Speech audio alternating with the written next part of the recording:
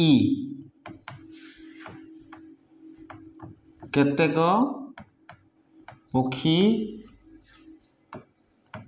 काक अटंती ठीक अच्छे सेमती कौन हम इ समवर्तन जदि आम इ करवा एटा तो समवर्तित हाँ कि नहीं इ एटा हूँ हेतुवाक्य बा समवर्तनीय ये हूँ सिद्धांत आम जाचे कारण आम जाचे कि एटा हूँ अव्यवहित अनुमान अव्यवहित अनुमान आम क्या कहते गोटे हेतुवाक्य सिद्धांत निश्रुत होता है तेणु कौन हम इ जदि आम इ करवा कौन हम रे केतेक केतेक काक एटा एमती चेंज हम परा ओके काक पक्षी अटंती या तो ओके वर्तमान देख एबे आमे प्रथम नियम एठारे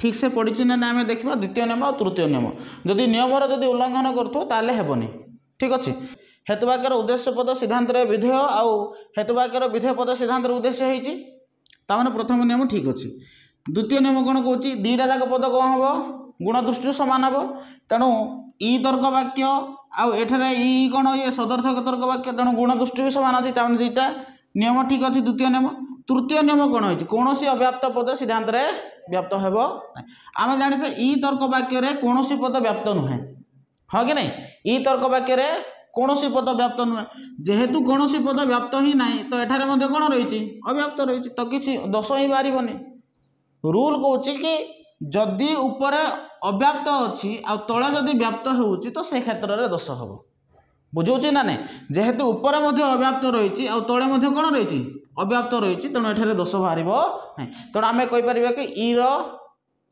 समवर्तन कौन हम इ हेब ओके गुण दृष्टि आम इ आउ आ दीटा जाक सदर्थक तर्क वाक्य एबे इ आउ आ को चेक करवा है ओके एटा मु लिभे दूची एटा खाली चेंज करदेवी कौन आ करदेवी ठीक अच्छे आ कले एठे कौन हम रे केतेक जगह समस्त हम हाँ कि नहीं केतेक जगह कौन हम समस्त वर्तमान चेक कर इ समवर्तन आ हेब ना नहीं देखा नियम एठे ठीक पड़ी किसी आवश्यक ना चेक करने कारण आम हेतुवाक्यर उद्देश्य पद सिद्धांत विधेय होती हेतुवाक्यर विधेय पद सिद्धांत उद्देश्य होती गुण दीटा जाक ठीक अच्छी दीटा जाक सदर्थक तर्क वाक्य ओके लास्ट देख तृतीय नियम देख कौन अव्याप्त पद सिद्धांत कौन हेबनी तर्क वाक्य कौन पद व्याप्त नुहे हाँ कि नहीं ओके एठारे किंतु आ तर्क वाक्य कौन क्यों पद व्याप्त था उद्देश्य पद एठारे उद्देश्य पद एठारे जो एठारे उद्देश्य पद कौन होती व्याप्त होती किंतु एठारे कौन रही अव्याप्त रही ना नहीं तेणु एठारे जो काक अच्छी एठारे तो विधेय जगार अच्छी विधेय थिले मध्य समवर्तन नियम अनुसार से उद्देश्य को जेहेतु आसी आ तर्क वाक्यर क्यों पद व्याप्त थाए उद्देश्य पद व्याप्त थाए जेहेतु आ तर्क वाक्यर उद्देश्य पद व्याप्त अच्छे से अव्याप्त दोष देखा बुझेगा एटा कौन देखा अव्याप्त दोष देखा तेणु बर्तमान को इ समवर्तन आ हेब कि हेब ना बुझेगा ना एठे देख एठे व्याख्या करी कि इ तर्क वाक्यर उभय उद्देश्य एवं विधेय पद व्याप्त न थाए इ तर्क वाक्यर समवर्तित इ तर्क वाक्य अटे एटा फास्ट ही लिखिदे है एठे से उदाहरण माध्यम दर्शे कौन कि इ तर्क वाक्य केतेक छात्र बुद्धिमान अटंती ये समवर्तनीय हाँ कि नहीं सेमती लिखी यार सिद्धांत किए इ नहीं केतेक एटा केतेक लिखा केतेक बुद्धिमान कारण स्थान परिवर्तन केतेक बुद्धिमान छात्र अटंती समवर्तित व सिद्धांत एति क्लियर है आम नियम अनुसार पूर्वर टेस्ट करें तेणु आम इ समवर्तन कौन हम इ आम जाने हाँ कि नहीं इ समवर्तन किए इ तेणु एठारे कौन कर देख एठारे इ तर्क वाक्य आंशिक सदर्थक अटे व्याख्या करा पड़ो बुझेगा कि नहीं एठारे इ तर्क वाक्य कौन आंशिक सदर्थक अटे एवं इ तर्क वाक्यर उभय उद्देश्य एवं विधेय पद कौन अव्याप्त थिबारु है तर्क वाक्यर समवर्तित इ हेछि बा इ जेहेतु हेछि एठारे समवर्तनर कौन नियम उल्लंघन करा जाई नाही एठारे उभय समवर्तनीय आ समवर्तितर परिमाण समान होइथिबारु ए प्रकार समवर्तन को सरल समवर्तन बोली कहा जाउछि सरल समवर्तन कोन मु पर बुझे देबी प्रथमे एतिकी बुझ एठारे देखो ए जो समवर्तन को आकु व्याख्या करबा को फास्ट बुझ टिके व्याख्या केमति करबो एठारे समवर्तन के ଇ ଅଟେ। ଇ ସମବର୍ତ୍ତନ ହୋଇଥିବା ହେତୁ ଇ ତର୍କ ବାକ୍ୟଟି ଏକ ଆଂଶିକ ଏବଂ ସଦର୍ଥକ ତର୍କ ବାକ୍ୟ ଅଟେ। ବୁଝିଲା କି ନାହିଁ? ଏବଂ ଏହି ତର୍କ ବାକ୍ୟରେ କୌଣସି ପଦ ବ୍ୟାପ୍ତ ନଥାଏ। ଏତିକି କ୍ଲିୟର ହେଲା? ଏଠାରେ ସମବର୍ତ୍ତିତ ଭାବରେ ଆମେ କାହାକୁ ଗ୍ରହଣ କରିଛେ? ଇ ତର୍କ ବାକ୍ୟକୁ ଗ୍ରହଣ କରୁଛୁ ଏବଂ ଇ ତର୍କ ବାକ୍ୟ ମଧ୍ୟ ଏକ ସଦର୍ଥକ ଏବଂ ଆଂଶିକ ତର୍କ ବାକ୍ୟ ଅଟେ ଏବଂ ଏହାର କୌଣସି ପଦ ବ୍ୟାପ୍ତ ନାହିଁ। ସେଇଥିପାଇଁ ଏଠାରେ କ'ଣ ହେବ କି ଇ ର ସମବର୍ତ୍ତିତ ଇ ହେବ, ଅର୍ଥାତ୍ ଇ ର ସମବର୍ତ୍ତନ ଇ ହେବ। ବୁଝିଲା କି ନାହିଁ? କାରଣ ଏଠାରେ କୌଣସି ଅବ୍ୟାପ୍ତ ପଦ ଦୋଷ ବାହାରୁ ନାହିଁ। କାରଣ ଆମେ ଜାଣିଛେ କି ଇ ତର୍କ ବାକ୍ୟରେ କୌଣସି ପଦ ବ୍ୟାପ୍ତ ନଥାଏ। ଯେହେତୁ ସମବର୍ତ୍ତନରେ ଇ ଅଛି ଆଉ ସମବର୍ତ୍ତିତରେ ମଧ୍ୟ ଇ ଅଛି, ଉପରେ କୌଣସି ଅବ୍ୟାପ୍ତ ପଦ ବା ତଳେ କ'ଣ ହେଇନି? ବ୍ୟାପ୍ତ ହୋଇ ନାହିଁ। ସମବର୍ତ୍ତନରେ ଉଦ୍ଦେଶ୍ୟ ଏବଂ ବିଧେୟ ପଦ ଅବ୍ୟାପ୍ତ ଥିବା ହେତୁ ଏଠାରେ ଦୋଷ ହେବ ନାହିଁ। କାହିଁକି ନା ଆମେ ସମବର୍ତ୍ତିତରେ ମଧ୍ୟ କ'ଣ ରହିଛି? ଦୁଇଟା ପଦ ଅବ୍ୟାପ୍ତ ରହିଛି। ବୁଝିଲା କି ନାହିଁ? ନା ବୁଝିପାରିଲ ନାହିଁ? ନା କମ୍ପ୍ଲିକେଟେଡ୍ ହେଇଗଲା? ପ୍ରଥମେ ବୁଝ, ଆକୁ କରିସାରିଲା ପରେ ବ୍ୟାଖ୍ୟାକୁ ତମେ ନିଜେ କରିପାରିବ। ଯେମିତି ବୁଝୁଛି ନା ନାହିଁ? ଆମେ କେବଳ ଘୋଷିକି ବ୍ୟାଖ୍ୟା କରିବା ସେ କନସେପ୍ଟ ଛାଡ଼। ଏଠାରେ ଇ ସମବର୍ତ୍ତନୀୟ ବା ଏଠାରେ ଇ ର ସମବର୍ତ୍ତନ ଇ ଅଟେ। ଆକୁ ଆମେ ପ୍ରମାଣ ମାଧ୍ୟମରେ ଦର୍ଶାଇବା।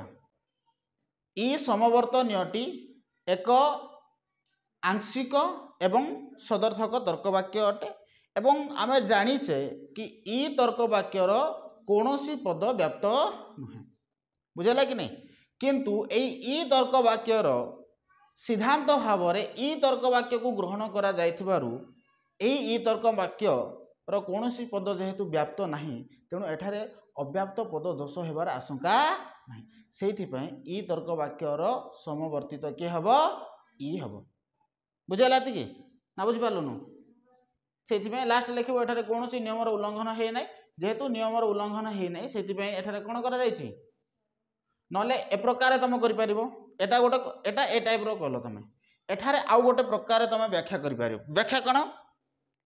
ଇ ତର୍କ ବାକ୍ୟର ସମବର୍ତ୍ତିତ ବା ଇ ତର୍କ ବାକ୍ୟର ସମବର୍ତ୍ତିତ ଇ ଅଟେ। ହେଲା? ତ ଆକୁ ଆମେ କେମିତି ପ୍ରମାଣ କରିବା? ଏଠାରେ ପ୍ରଥମ ନିୟମ ଅନୁଯାୟୀ ଇ ତର୍କ ବାକ୍ୟର ଉଭୟ ଉଦ୍ଦେଶ୍ୟ ଏବଂ ବିଧେୟ ପଦକୁ ସମବର୍ତ୍ତିତ ଇ ତର୍କ ବାକ୍ୟରେ କ'ଣ କରାଯାଇଛି? ବିଧେୟ ଆଉ ଉଦ୍ଦେଶ୍ୟ ପଦ ଭାବରେ ଗ୍ରହଣ କରାଯାଇଛି। ବୁଝିଲା କି ନାହିଁ? ନା ବୁଝିଲା ନାହିଁ? ଇ ତର୍କ ବାକ୍ୟ ସମବର୍ତ୍ତନୀୟ ଇ ତର୍କ ବାକ୍ୟ ଯୋଉଟା ଅଛି ଆମର ପ୍ରଥମ ଏଠାରେ ଇ ତର୍କ ବାକ୍ୟର ସମବର୍ତ୍ତନ ଇ ଅଟେ। ଏଠାରେ ଜାଣିଲୁ କି ଏଠାରେ ଲେଖାଗଲା ଇ ତର୍କ ବାକ୍ୟ ଉଭୟ ଉଦ୍ଦେଶ୍ୟ ଏବଂ ବିଧେୟ ପଦ ଅବ୍ୟାପ୍ତ ନଥାଏ, ତେଣୁ ଇ ତର୍କ ବାକ୍ୟ ସମବର୍ତ୍ତିତ ଇ ଅଟେ। ଏଠି ଲେଖାଗଲା କି ଆମେ ଆକୁ ହିଁ ପ୍ରମାଣିତ କରିବା। ତ କ'ଣ ଏଠାରେ ସମବର୍ତ୍ତନ ଇ ର ଉଭୟ ଉଦ୍ଦେଶ୍ୟ ପଦ ଏବଂ ବିଧେୟ ପଦ ସମବର୍ତ୍ତିତରେ ବିଧେୟ ପଦ ଭାବରେ ଏବଂ ଉଦ୍ଦେଶ୍ୟ ପଦ ଭାବରେ ଗ୍ରହଣ କରାଯାଇଛି। ତା ମାନେ କ'ଣ ରେ? এই যে বিধেয় পদ যেটা লা এটা সমবর্তিতর উদ্দেশ্য পদ হয়েছি এবং এই যে উদ্দেশ্য পদ লা এটা সমবর্তিতর কোণ হয়েছি? বিধেয় পদ হয়েছি। দ্বিতীয় নিয়ম অনুযায়ী দুইটি তর্ক বাক্য কোণ? সদর্থক অটে। বুঝলা কি না? তৃতীয় নিয়ম অনুযায়ী উভয় পদ বা আমি কইপারিবা উভয় ই তর্ক বাক্যর কৌশি পদ ব্যাপ্ত নথিবারু এঠার দোষ হয়ে নাই। এমিতি বি তুমি ব্যাখ্যা করে পারিব। বুঝাইলা কি নাই? প্রথম নিয়ম, দ্বিতীয় নিয়ম, তৃতীয় নিয়ম এমতি করি তুমি ব্যাখ্যা করে পারিব। বুঝাইলা এতিকি? ওকে। তেণু এখানে কৌশি নিয়মর উল্লঙ্ঘন ন হইଥିବା হেতু ই র সমবর্তিত ই অটে এমতি লিখিব। বুঝাইলা মু কোন কইলি? না হবনি? হব তো? হ্যাঁ হব। তারপরে দেখো এবে এ দেখিবা। এ র প্রথমে এ করিবা।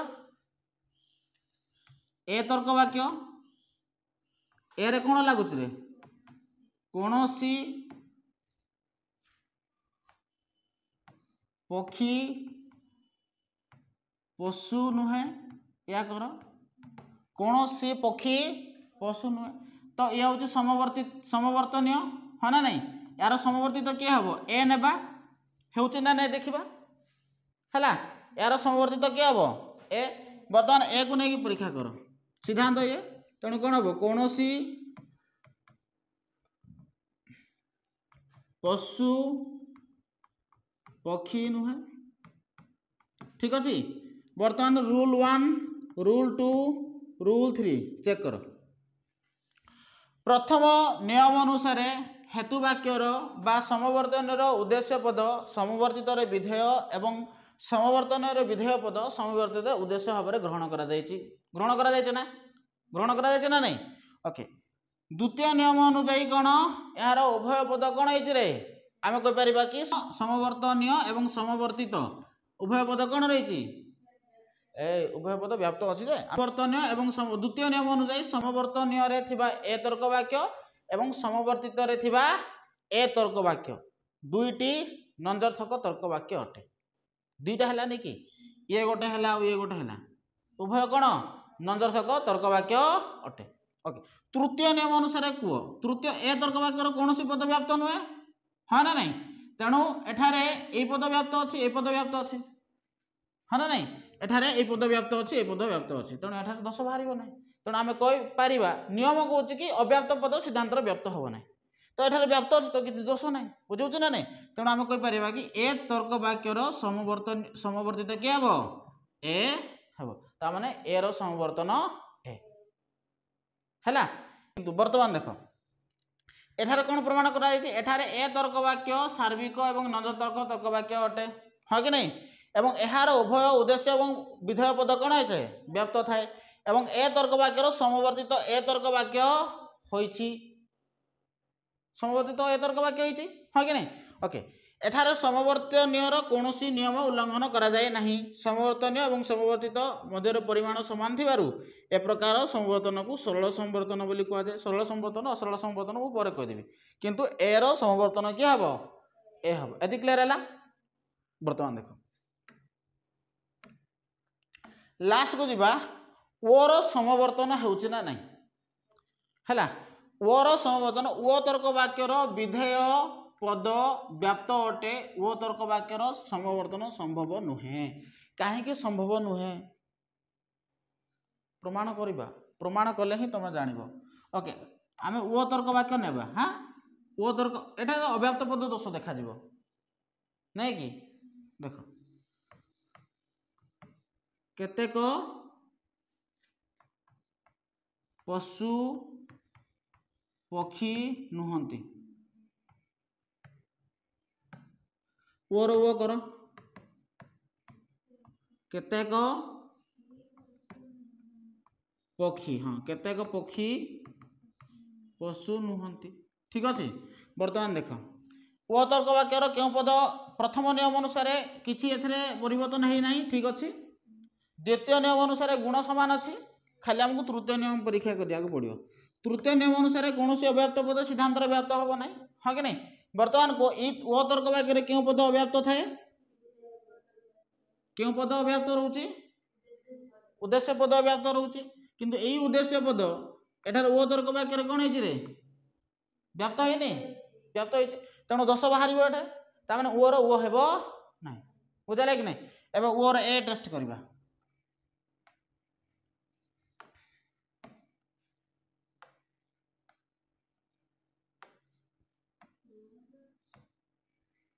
अरे दीटा जाक नंजर्थक तर्क वाक्य तो गुण दृष्टि सामान है तो रूल 1 रूल तो सामान अच्छी रूल 1 नियम 1 तो ठीक अच्छे नियम 2 अनुसार तो गुण दृष्टि सामान तो परीक्षा कले असुविधा कौन हाँ कि नहीं। बर्तमान को एठारे क्यों पद व्याप्त अच्छी क्यों पद विधेय पद व्याप्त अच्छी हाँ कि नहीं ए ओ तर्क वाक्य क्यों पद व्याप्त अच्छी उद्देश्य पद हाँ कि नहीं किंतु आम जाचे ए तर्क वाक्यर समस्त पद कौन थाए व्याप्त थाए तो एठारे अव्याप्त थिबा पद एठारे कौन है रे व्याप्त है कि नहीं तेणु दोष बाहर कि नहीं आर बुझलुनु ना बुझिपालुनु अरे देखे ओ तर्क वाक्यर क्यों पद व्याप्त थाए उद्देश्य पद व्याप्त था तो उद्देश्य पद अव्याप्त ओके ओ तर्क वाक्यर उद्देश्य पद अव्याप्त थाए या तो रूल नंबर 3 कहूँ कि अव्याप्त पद सिद्धांत व्याप्त हेब नाही एति तो या तो ओके।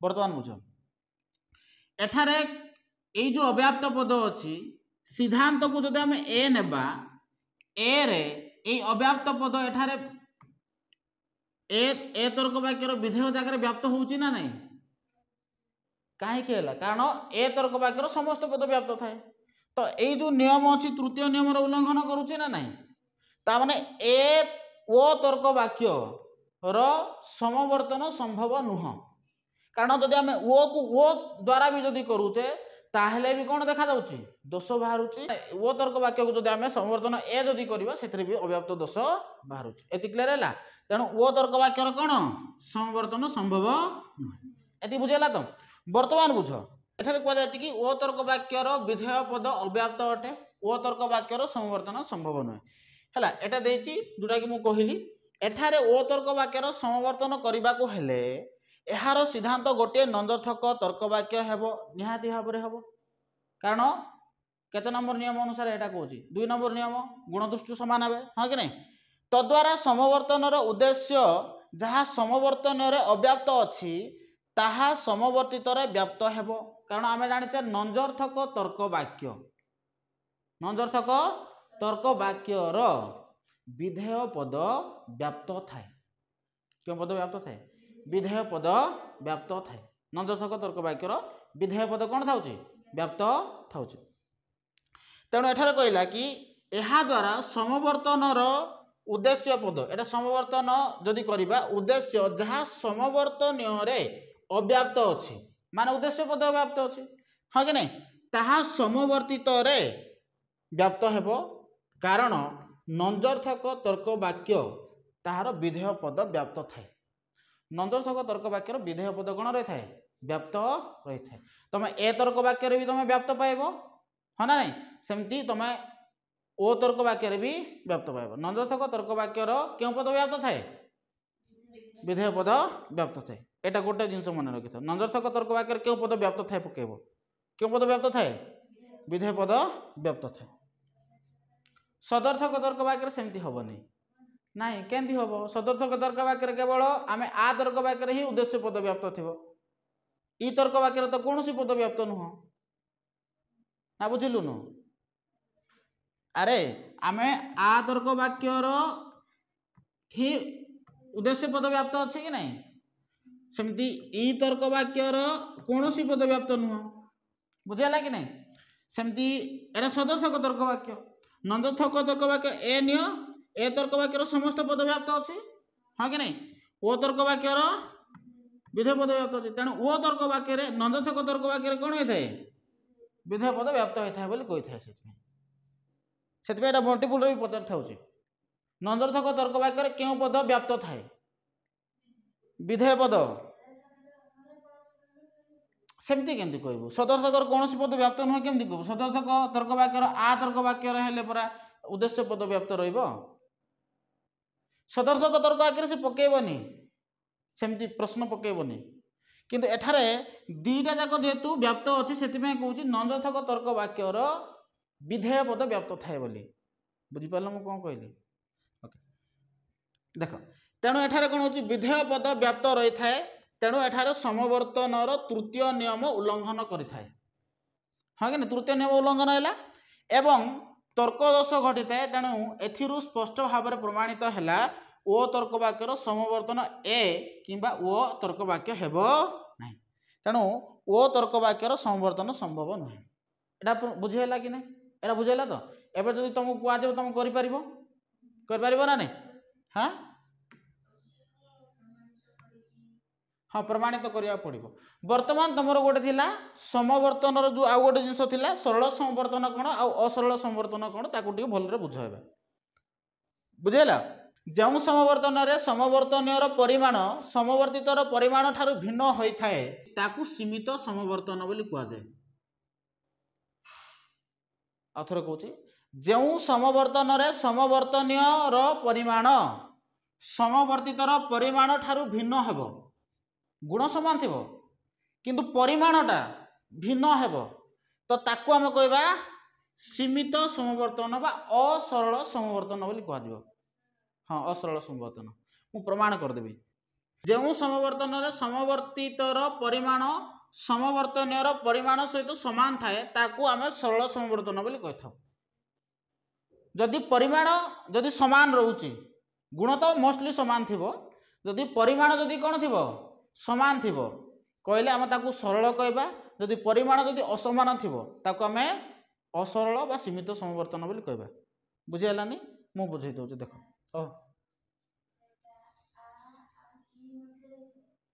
हाँ आमर आ तर्क वाक्य रदि इ हेबो तो एटा क्यों समवर्तन हेबो असरल समवर्तन सीमित समवर्तन कहीं रे कारण आमे जानिचे आ तर्क वाक्यटी परिमाण दृष्टिकोण रु कौन सार्विक हाँ कि नहीं सार्विक तर्क वाक्य किंतु इटा कौन रे आंशिक तो परिमाण दृष्टि भिन्न है जेहेतु परिमाण दृष्टि भिन्न होची तेणु कौन हम ताको आमे कौन बोली कहबा ताको आमे कहबा असरल समवर्तन बा सीमित समवर्तन जदि मु जमती कहली इ रो समवर्तन किए